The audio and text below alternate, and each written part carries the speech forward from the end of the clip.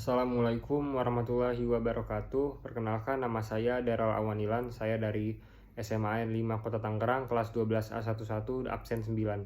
Jadi pada kali ini saya ingin menjelaskan satu persatu soal TK Bahasa Inggris.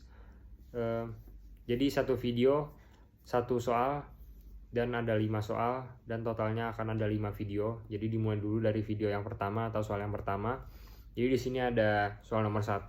Jadi ada teksnya dan juga soalnya. Jadi teksnya itu bukan menceritakan tapi menginformasikan mengenai dampak buruk dan dampak baik dalam menggunakan sosial media dan untuk bijak dalam menggunakan sosial media. Jadi soal yang pertama itu bunyinya itu what is the main purpose of the text? Yaitu apa tujuan utama dari teks tersebut atau teks di atas. Jadi tinggal kita lihat aja keywordnya apa. Keywordnya yaitu purpose atau tujuan, dan kita nggak perlu baca panjang-panjang dari awal sampai akhir teksnya karena itu akan membuang-buang waktu, dikarenakan soal TKA itu satu soal 1 menit kalau nggak salah. Jadi lebih baik kita menghemat waktu dengan langsung mencari kata kuncinya atau inti dari teksnya. Teks tersebut kita bisa lihat dari sini, bahkan dari paragraf terakhir saja kita bisa lihat, in conclusion, social media has both positive and negative effects on teenagers. Jadi ada dampak negatif dan juga positifnya. Jadi di sini ada 5 pilihan, ada A, B, C, D, dan E. Yang pertama, to warn teenagers not to use social media at all. Ya, atau artinya untuk memperingati para remaja untuk tidak menggunakan sosial media sama sekali.